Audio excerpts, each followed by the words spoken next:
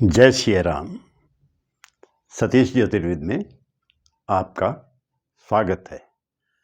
आज चर्चा का विषय रहेगा गंडमूल नक्षत्र।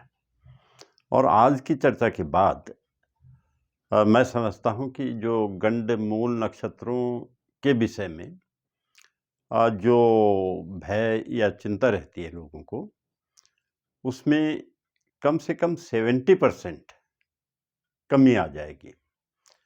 और ये कमी इस वजह से आएगी क्योंकि जिस प्रकार भद्रा आकाशलोक में,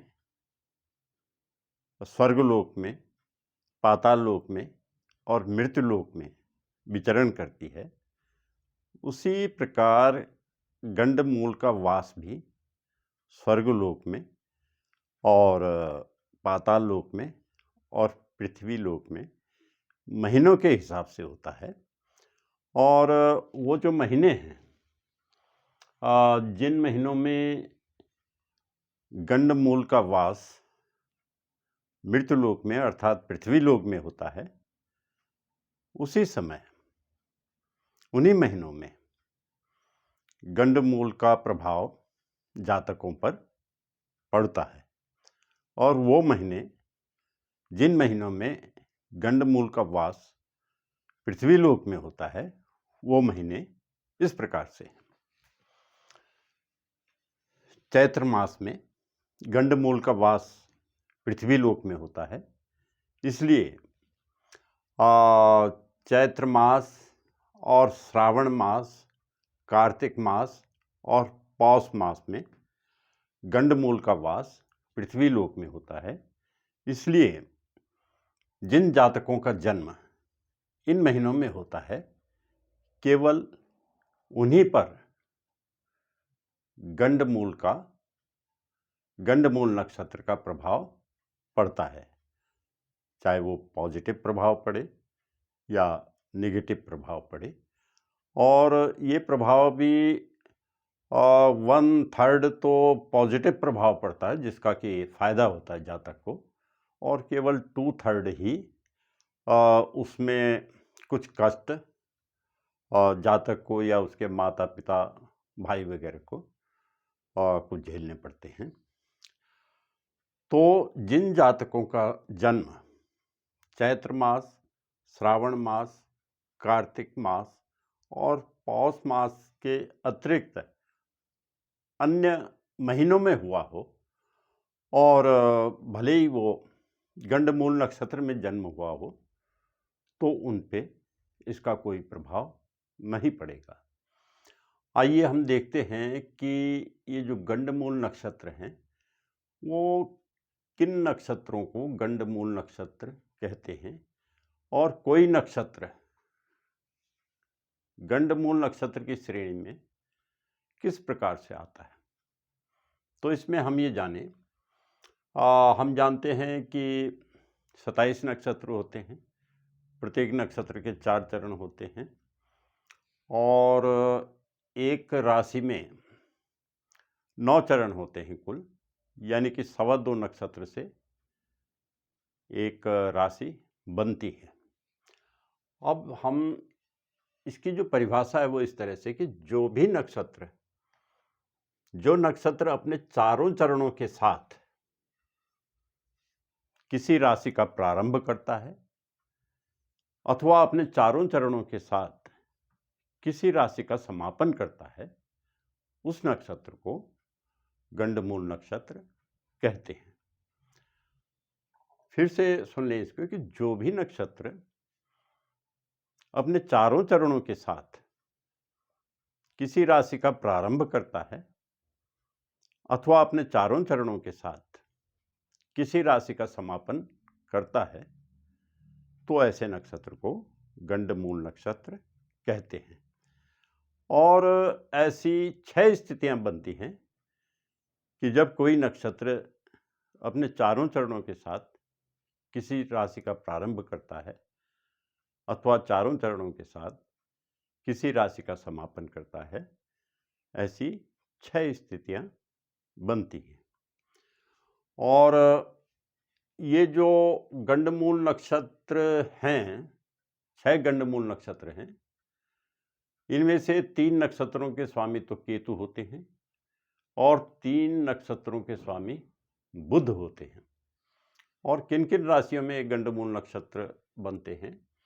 एक तो अश्विनी नक्षत्र जो है गंडमूल नक्षत्र है, आश्लेषा नक्षत्र गंडमूल नक्षत्र है, मघा नक्षत्र गंडमूल नक्षत्र है, ज्येष्ठा नक्षत्र गंडमूल नक्षत्र है और मूल नक्षत्र गंडमूल नक्षत्र है, रेवती नक्षत्र गंडमूल नक्षत्र है। अब ये जो अश्विनी नक्षत्र है इसका स्वामी केतु होता है और ये मेष राशि में आता है। तो मेष राशि में जो 2.25 नक्षत्र आते हैं उसमें देखिए कि ये चू, चे, चोला, ये अश्विनी नक्षत्र के 4 चरण हैं और ये मेष राशि का प्रारंभ कर रहे हैं। चू, चे, चोला चारों नक्षत्रों के साथ अश्विनी नक्षत्र मेष राशि की शुरुआत कर रहा है, प्रारंभ कर रहा है। और इसका चू, चे, चोला, अश्विनी, लीलू, लेलो, भरणी और ये जो है ये 9 चरण हो गए और इससे मेष राशि बनी है। और इस मेष राशि का जो शुरुआती नक्षत्र है वो अश्विनी नक्षत्र है और अश्विनी नक्षत्र के चारों चरण मेष राशि की शुरुआत कर रहे हैं, इसलिए ये अश्विनी नक्षत्र गंडमूल नक्षत्र के अंतर्गत आता है, बल्कि इसे मूल नक्षत्र कहना ज़्यादा उचित होगा क्योंकि ये इसकी शुरुआत कर रहा है। अब आश्लेषा नक्षत्र के बारे में हम देखते हैं कि आश्लेषा नक्षत्र का स्वामी जो है बुध है और ये कर्क राशि में आता है आश्लेषा नक्षत्र। और इसमें जो 4 चरण हैं नक्षत्रों के, 9 चरण हैं, वो ही, हू, हे, होडा और डी, डू, डे, डो, आश्लेषा। तो आश्लेषा नक्षत्र के जो 4 चरण हैं वो कर्क राशि में अंत में आते हैं, इसलिए गंडमूल नक्षत्र के अंतर्गत ही आता है, बल्कि इसको गंड नक्षत्र कहना ज़्यादा उचित रहेगा क्योंकि ये कर्क राशि का समापन कर रहा है। अब मघा नक्षत्र के बारे में देखते हैं। मघा नक्षत्र का स्वामी केतु है और ये सिंह राशि में आता है। ये मा, मी, मू, में, मघा, इसकी शुरुआत जो है सिंह राशि की, क्योंकि ये शुरुआत कर रहा है सिंह राशि की, इसलिए इसे गंडमूल नक्षत्र के अंतर्गत ही आया है। और क्योंकि ये राशि की शुरुआत कर रहा है, प्रारंभ कर रहा है, इसलिए इसको मूल नक्षत्र कहना ज़्यादा उचित रहेगा। अब ज्येष्ठा नक्षत्र के बारे में जानते हैं कि ज्येष्ठा नक्षत्र का स्वामी जो है बुध है और ये वृश्चिक राशि में आता है। वृश्चिक राशि में जो 9 चरण हैं, तो, ना, नी, नू, ने, अनुराधा और नो, या, ई, यू, ये ज्येष्ठा नक्षत्र है। और ये ज्येष्ठा नक्षत्र जो है वृश्चिक राशि का समापन कर रहा है अपने चारों चरणों के साथ, इसलिए गंडमूल नक्षत्र के अंतर्गत आएगा। बल्कि इसको गंडमूल नक्षत्र कहने के बजाय गंड नक्षत्र कहना ज़्यादा उचित रहेगा क्योंकि ये वृश्चिक राशि का समापन कर रहा है अपने चारों चरणों के साथ। फिर आता मूल नक्षत्र। मूल नक्षत्र का स्वामी केतु होता है और ये धनु राशि में आता है और इसमें मूल नक्षत्र जो होता है वो धनु राशि का प्रारंभ करता है अपने चारों चरणों के साथ, इसलिए इसको मूल नक्षत्र के अंतर्गत रखा गया है। और ये इसके चरण जो हैं ये, यो, भा, भी, मूल और बाकी अन्य चरण इस राशि के ये हैं। अब रेवती नक्षत्र के बारे में जानिएगा कि इसमें रेवती नक्षत्र का स्वामी होता है बुध और ये मीन राशि के अंतर्गत आता है और मीन राशि का समापन करता है ये नक्षत्र दे, दो, चा, ची, रेवती। क्योंकि ये समापन कर रहा है मीन राशि का अपने चारों चरणों के साथ, इसलिए इसको गंड नक्षत्र कहना अधिक उचित रहेगा।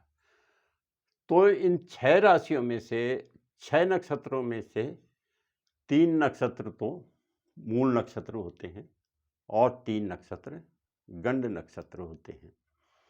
और जब किसी जातक का जन्म इन गंडमूल नक्षत्रों में होता है तो उसका प्रभाव जातक पर या जातक के जो माता पिता भाई इत्यादि पर, संबंधियों पर, जो परिवार के सदस्यों पर तभी दुष्प्रभाव पड़ता है जबकि जातक का जन्म चैत्र मास में हुआ हो, श्रावण मास में हुआ हो, कार्तिक मास में हुआ हो और पौष मास में हुआ हो।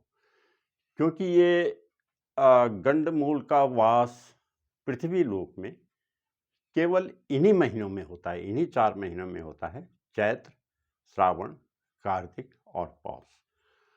वर्ष के अन्य जो 8 महीने में हैं उनमें अगर जातक का जन्म गंडमूल नक्षत्र में हुआ हो तो उसका दुष्प्रभाव जातक अथवा जातक के संबंधियों पर नहीं पड़ता है, परिवार पर नहीं पड़ता है। क्योंकि अन्य 8 महीनों में गंडमूल का वास या तो स्वर्गलोक में होता है या पाताल लोक में होता है, और जब स्वर्गलोक और पाताल लोक में गंडमूल का वास हो तो उसका दुष्प्रभाव जातक पर नहीं पड़ता है। गंडमूल का वास जब पृथ्वी लोक में होगा अर्थात मृत्यु लोक में होगा तभी जातक पर इन नक्षत्रों का प्रभाव पड़ेगा, अन्यथा नहीं। अब हम ये देखते हैं कि चरण के हिसाब से यदि किसी जातक का जन्म गंडमूल नक्षत्र में इन 4 महीनों में हुआ हो तो उस पर अथवा उसके पारिवारिक सदस्यों पर इसका क्या प्रभाव पड़ेगा। चरण के हिसाब से प्रभाव पड़ेगा, क्योंकि प्रत्येक नक्षत्र के 4 चरण होते हैं और प्रथम चरण का प्रभाव द्वितीय चरण से अलग होगा, इसी तरह तृतीय चरण का अलग प्रभाव होगा, चतुर्थ चरण का अलग प्रभाव होगा। अब जैसे अश्विनी नक्षत्र में हम देखते हैं, अश्विनी नक्षत्र के प्रथम चरण में जिसका जन्म हुआ होगा तो उसके पिता के लिए ये कष्टप्रद हो सकता है। अश्विनी नक्षत्र के द्वितीय चरण में जिसका जन्म हुआ होगा तो ये स्वयं जातक के लिए बहुत अच्छा होता है। तृतीय चरण में जिसका जन्म अश्विनी नक्षत्र में हुआ हो उसके लिए ये बहुत अच्छा होता है। और चतुर्थ चरण में जन्म भी, अश्विनी नक्षत्र के चतुर्थ चरण में जन्म भी जातक के लिए बहुत अच्छा होता है। अब आते हैं हम अश्लेषा नक्षत्र पे। अश्लेषा नक्षत्र के प्रथम चरण में अगर जन्म हो तो शांति कराने से ये जातक के लिए शुभ हो जाता है। द्वितीय चरण में अगर अश्लेषा नक्षत्र के द्वितीय चरण में जातक का यदि इन 4 महीनों में जन्म हुआ हो तो वो धन्य हानि कराता है। और तृतीय चरण में जन्म माता के लिए कष्टप्रद होता है। चतुर्थ चरण में जन्म पिता के लिए कष्टप्रद होता है। अब मघा नक्षत्र के बारे में हम देखते हैं कि यदि इन 4 महीनों में जिसका जन्म मघा नक्षत्र में हुआ हो तो प्रथम चरण में जन्म माता के लिए कष्टप्रद होगा, मघा के द्वितीय चरण में जन्म पिता के लिए कष्टप्रद होगा, मघा के तृतीय चरण में जन्म जातक के लिए बहुत अच्छा होगा और मघा के चतुर्थ चरण में जन्म भी जातक के लिए बहुत अच्छा रहेगा। अब ज्येष्ठा नक्षत्र के बारे में देखते हैं। यदि इन 4 महीनों में जिस भी जातक का जन्म ज्येष्ठा नक्षत्र में हुआ हो, तो प्रथम चरण का जन्म भाई के लिए कष्टप्रद, बड़े भाई के लिए कष्टप्रद रहेगा। ज्येष्ठा नक्षत्र के द्वितीय चरण में जन्म छोटे भाई के लिए कष्टप्रद रहेगा। ज्येष्ठा नक्षत्र के तृतीय चरण में जन्म माता के लिए कष्टप्रद रहेगा। और ज्येष्ठा नक्षत्र के चतुर्थ चरण में जन्म और जातक के सुख में कमी हो जाएगी। अब मूल नक्षत्र के बारे में हम देखते हैं कि यदि इन 4 महीनों में किसी जातक का जन्म मूल नक्षत्र में हुआ हो, प्रथम चरण में जन्म पिता के लिए कष्टप्रद रहेगा। मूल नक्षत्र के द्वितीय चरण में जन्म माता के लिए कष्टप्रद रहेगा। मूल नक्षत्र के तृतीय चरण में जन्म धन हानिप्रद रहेगा। और मूल नक्षत्र के चतुर्थ चरण में जन्म शांति कराने से शुभ हो जाएगा। अब रेवती नक्षत्र यदि किसी जातक का जन्म इन 4 महीनों में रेवती नक्षत्र में हुआ हो, तो प्रथम चरण का जन्म जातक के लिए बहुत अच्छा रहेगा। द्वितीय चरण का जन्म भी जातक के लिए बहुत अच्छा रहेगा। रेवती नक्षत्र के तृतीय चरण में जन्म भी जातक के लिए बहुत अच्छा रहेगा। और रेवती नक्षत्र के चतुर्थ चरण में जन्म जातक के लिए कष्टप्रद रहेगा।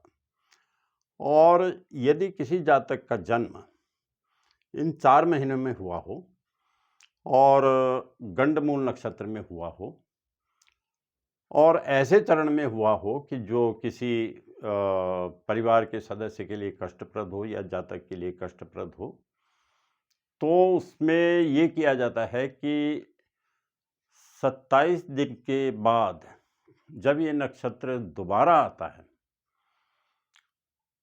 तो इस नक्षत्र के आने पर जो कर्मकांडी पंडित हैं, वो इसके लिए बहुत अच्छा उपाय कर लेते हैं। और उसके अंतर्गत ये होता है कि 27 तीर्थों के कंकड़ इकट्ठे किए जाते हैं, 27 कुओं का जल इकट्ठा किया जाता है और 7 खेतों की मिट्टी, और इसी प्रकार से ये काम किए जाते हैं। और 27 दिन तक नक्षत्र की माला का मंत्र का जप किया जाता है, 27 माला। और इस प्रकार से ये पूरी प्रक्रिया कर्मकांडी पंडित अच्छी तरह से संपन्न करा देते हैं। तो इन नक्षत्रों का दुष्प्रभाव जातक पर और जातक के परिवार के सदस्यों पर नहीं पड़ता है। धन्यवाद। जय श्री राम।